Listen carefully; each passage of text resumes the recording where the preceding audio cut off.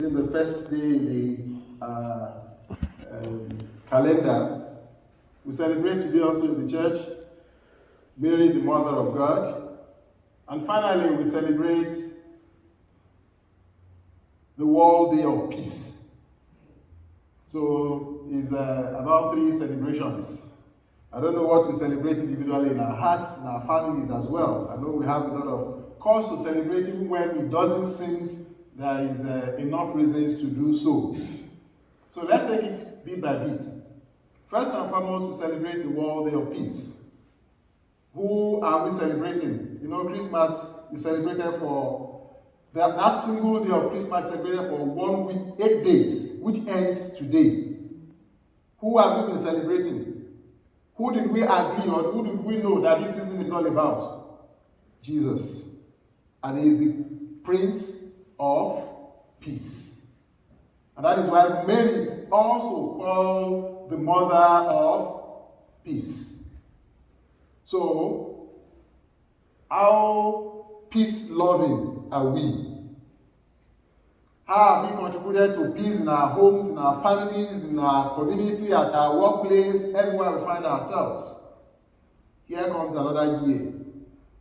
To be followers, true followers of the Prince of Peace, who brings peace to our world. The world is not enjoying so much peace now because all of us in one way or the other are contributed to the lack of peace in the world, directly and indirectly. So the church calls us not just to call or pray for peace, but more importantly, to also work for peace. We celebrate Mary, the Mother of God. In the first reading that we heard this morning, God is God is not just a communicator, God is communication itself. And that was why he knew that to bless the people by himself, it's not that they won't believe, but you know the story. They prefer Moses to go and talk to God and come and tell them. They don't want to go to the mountain. Moses should go and meet with God. They stay in the tent. They will come and meet midway, and Moses will tell them what God has told him. And they are good, they are fine, they accept it, they know God is speaking through him. So in this case, God told Moses not to bless them by himself, to tell Aaron to bless the people. And Aaron's children, who were the priests, will do the same continuously and continually. Do we share in that blessings? In the blessings that we read in the first reading today? Yes, of course. And it is not that God only blesses us on January 1st when we read that reading or when we take that reading. He blesses us each day. This is just a reminder that he already imparted his blessings on us. So the question becomes, what do we do with it? He blesses us. It's like you water a plant. And if you keep watering a plant and you keep going dry, what do? You trash it. Is it not so? You have a plant in your home, you keep putting water, and it's dying, everything is going brown, and then it dies off. You throw it away.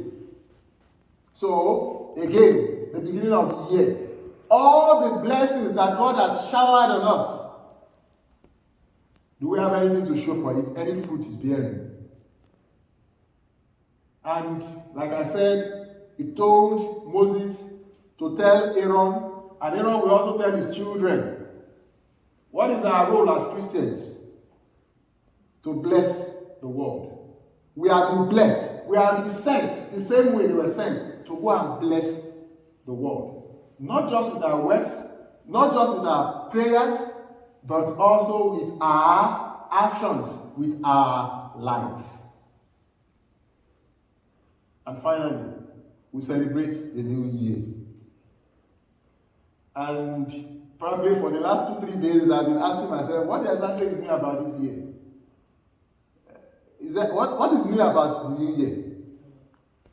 Is there any difference between Friday to Saturday, yesterday, and yesterday till today? Is there any difference in anything? Probably no. But what is the difference? The difference is that each of us are getting older. That's the difference. That each passing day means I'm getting close to the grave. And therefore, I should ask myself, all the ones I've used, all the years God has given me, what did I make of them? And as I stay now, what can I do better with this year? So that if I have opportunity for the next one, I will do better. And if I don't, I will have done my best. I think that is the message New Year gives us. That it is a new beginning, a new day, a new month, a new year. Not just to celebrate, but to sit down like Mary, ponder it in your heart. There's so much God has done for you. What have you done with it? The blessings He has imparted on you, like He did, instruct Aaron and his children to bless the people. All He has given you, what have you done with it? How many people have you blessed with it? You know, in life, there are things that you have to keep within yourself and ponder on. And there are things you should share. You have to pass it on. Today, we have both examples. Aaron is to bless the people. He is to give it out. We are Christians. We are evangelizers. We are to spread the gospel.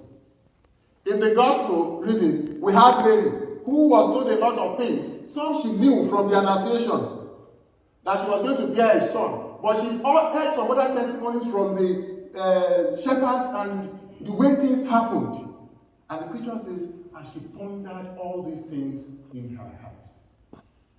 And that is why we also must sit down and ponder on God's blessings, God's favor, God's everything, love for us. And we can only live it out when we pass it on to others. Therefore, it is New Year. It is time to recount.